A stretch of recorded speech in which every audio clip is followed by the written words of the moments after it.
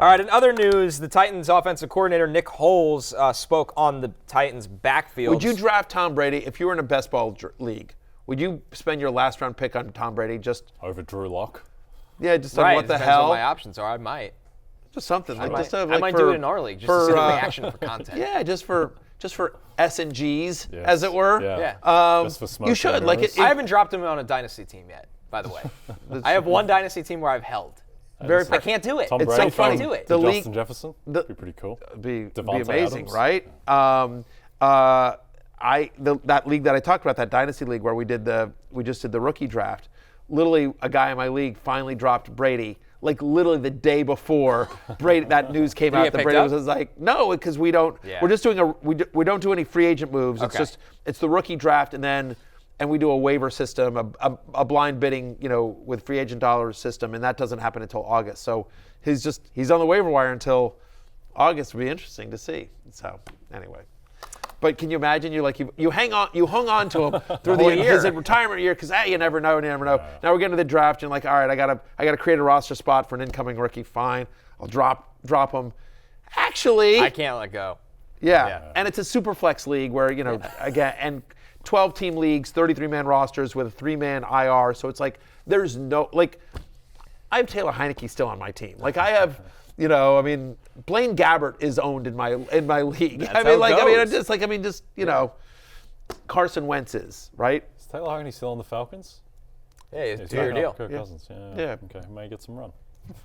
In other news, Titans offense coordinator Nick Foles spoke on the backfield between Tony Pollard and Tyjae Spears. Take a listen to what he had to say. Everybody keeps saying interchangeable, and we see it that way, right? We don't want any tendencies when those guys are in there. So we think that they both can have a skill set as pass catchers, a skill set running the gap schemes, all the different zone schemes we're going to have. So, that's where it's really most exciting is as we go, you're not going to say, well, in this back's in, these are the plays, and this back's in, those are the plays.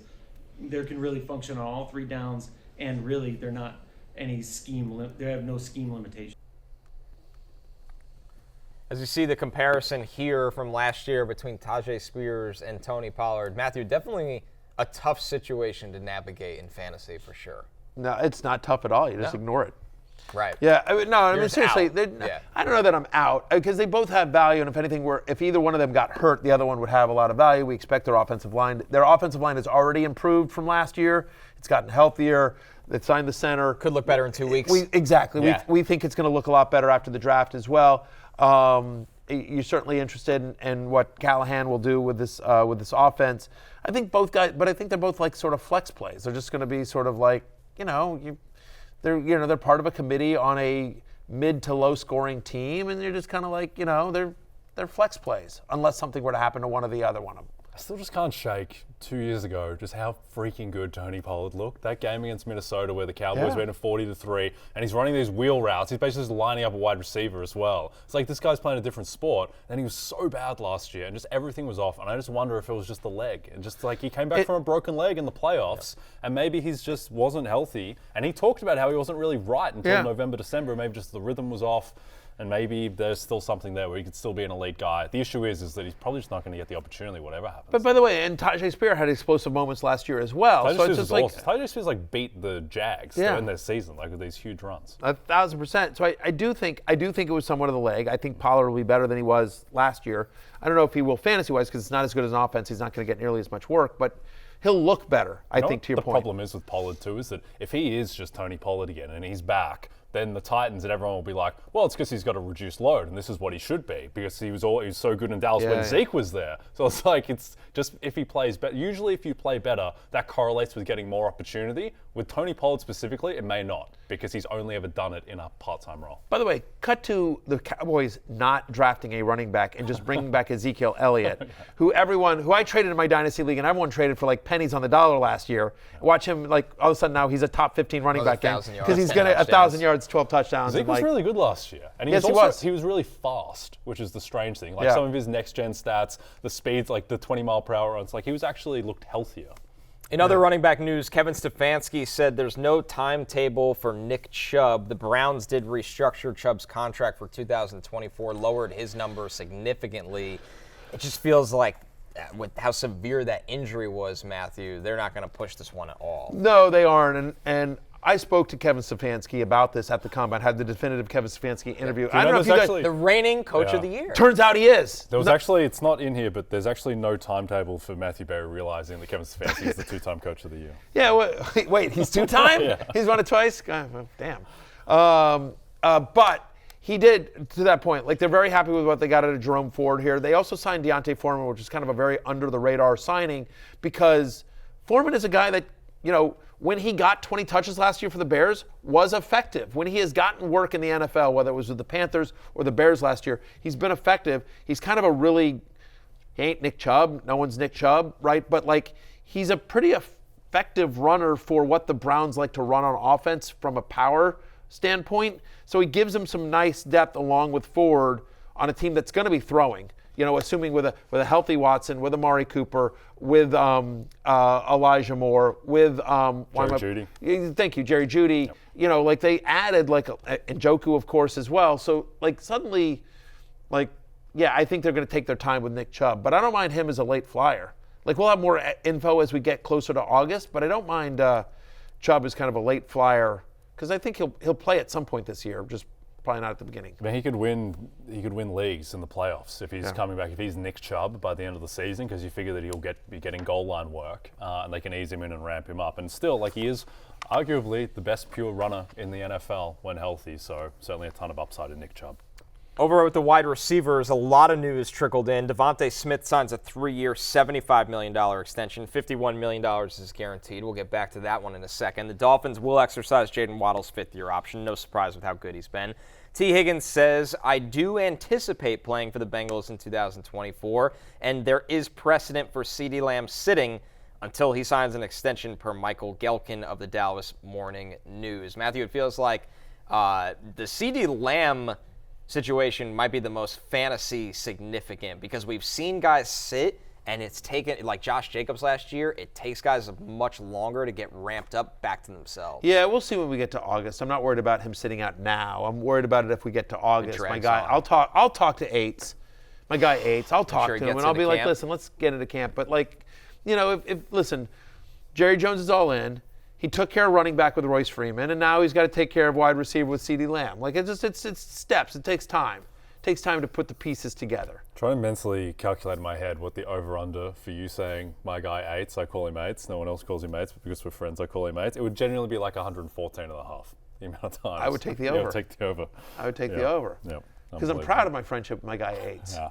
Yeah, well, I call him Aites. Yeah, I guess that's going to be their big free agency addition is bringing CeeDee Lamb and Micah Parsons, getting them on extensions. Yeah, no I mean, new players. Well, they have to, right? And by the way, and it's sort of interesting because, you know, cut to Brandon Cooks being the greatest wide receiver of all time because Michael Gallup's no longer there. Like, I mean, we'll see if they bring him back, but Michael Gallup currently a free agent, so like they don't have like a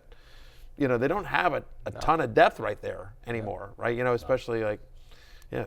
Jake Ferguson. I like Jake Ferguson. I did too. Yeah. We liked him last year too. We were early on Jake. We were early on Jake, but do you like him for 150 targets, Jake Ferguson? No, I don't. But he could be, he may have to be the number 2 guy in that passing game. Yeah. He will have to be, I think. And with the DeVonta Smith extension, I think what's more interesting than the extension itself is just the number it sets now when Justin Jefferson gets paid, Jamar Chase gets paid.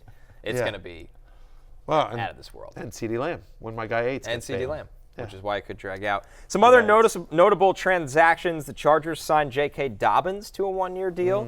Cowboys signed Royce Freeman to a 1-year deal. You already heard that from Matthew. He was very excited. Sure. Packers re-signed Emmanuel Wilson to a 1-year deal. The Lions bring back Craig Reynolds, best friend of Penn State Blake. Haven't seen Penn State Blake in a while. Eagles signed C.J. Uzomah. He's negotiating Craig Reynolds' deal for the Lions. He's actually in the state of Michigan now partying.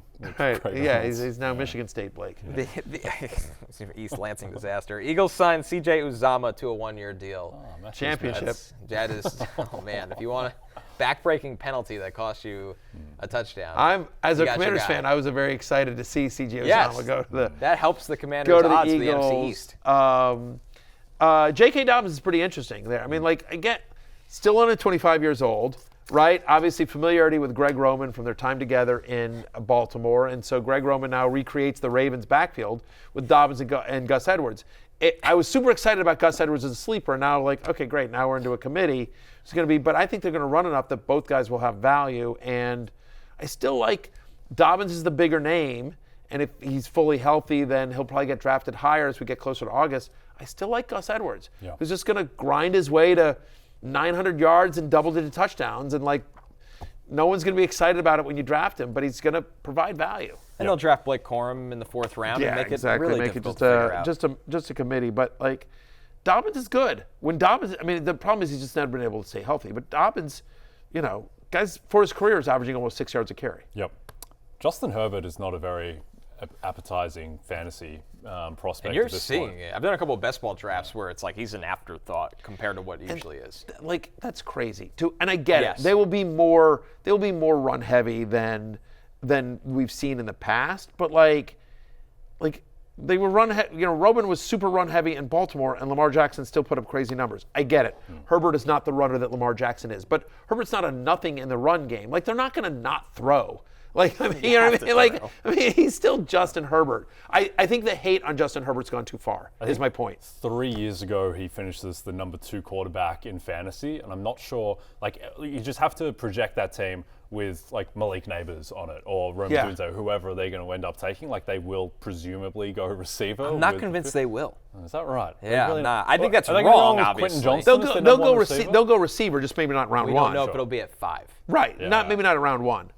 Surely you cannot go. It's going to be Quentin Johnston and not much else. Maybe at round 2. Wow. What's the hate for Darius Davis?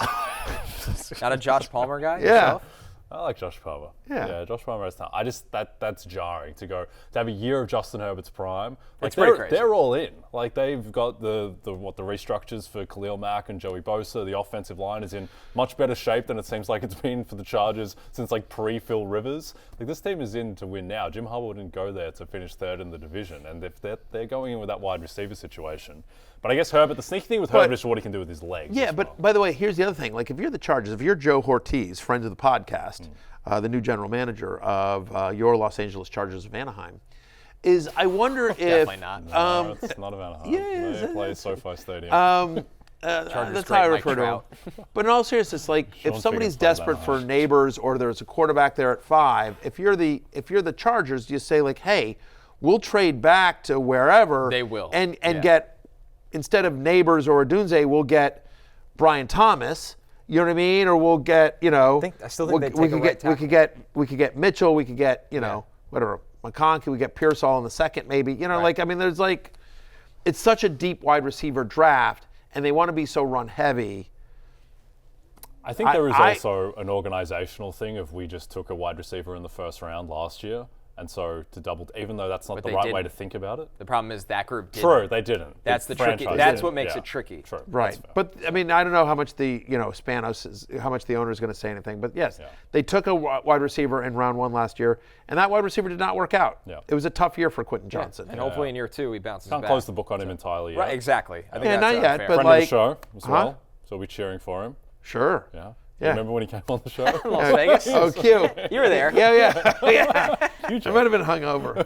I don't remember that. Might one. have been. Yeah. Probably. Exactly. No, I'm just kidding. Fair enough. Well, I was wandering the streets of Vegas By yourself. looking for my boys because I got bailed on. Like, whatever. No, Yeah, Yeah, was me the doing next double day. takes. Like, we did interview Quentin Johnston, right? Yeah, no, we did. Yeah, It was lovely. I It was forgot really about good. It's a long He was a week. nice guy. He was a nice guy. Hey, it's Matthew Berry from NBCSports.com and RotorWorld.com, and I want to thank you so much for watching whatever it is you just watched, or if nothing else, being too lazy to click out of the autoplay after this video started, after whatever it is you actually wanted to watch finished.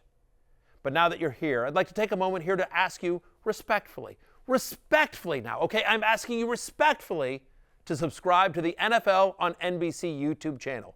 You'll get the latest RotoWorld fantasy news headlines, all sorts of great shows, including my own Fantasy Football Happy Hour. So go subscribe now. Again, I'm asking respectfully.